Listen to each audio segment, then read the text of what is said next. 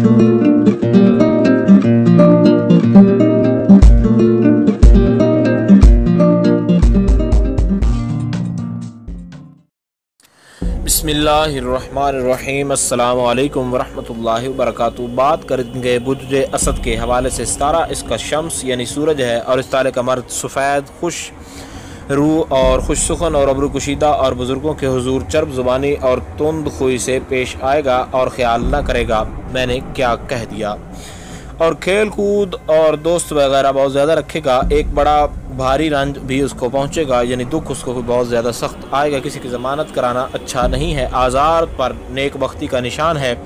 बुज़ुर्ग लोग उसकी बात को मोतबर समझेंगे। मालो असबाब बहुत कमाएगा लेकिन खर्च कर डालेगा। अपनी सादगी के सबब दुश्मनों को भी दोस्त जानेगा। दुश्मन बहुत होंगे, चाहिए कि किसी से अपने दिल का भेद ना कहे। माँ बाप उसके इंतकाल कर जाएंगे और वो बीमारी अक्सर दर्द सर, दर्द शिकम और एक मुद्दत तक उसका काम अंधेरे में पड़ा रहेगा। फिर बाद में सब काम दुरुस्त हो जाएंगे। उसको चाहिए कि दुश्मनों की नसीहत कबूल ना करे। उम्र 4 बरस या तभी हुई तसव्वुर की जाएगी।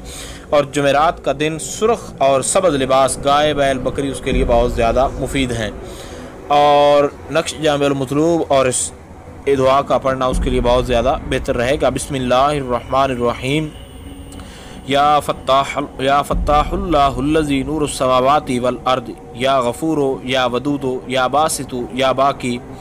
ये दुआ पढ़ना उसके लिए बहुत ज़्यादा मुफीद है और ये दुआ पढ़ता रहेगा तो तमाम तर मुसीबतों से बलाओं से महफूज रहेगा। उम्मीद की जा सकती है आपको जो गाइडलाइन जारी की गई है उसकी आपको समझ आ गई होगी।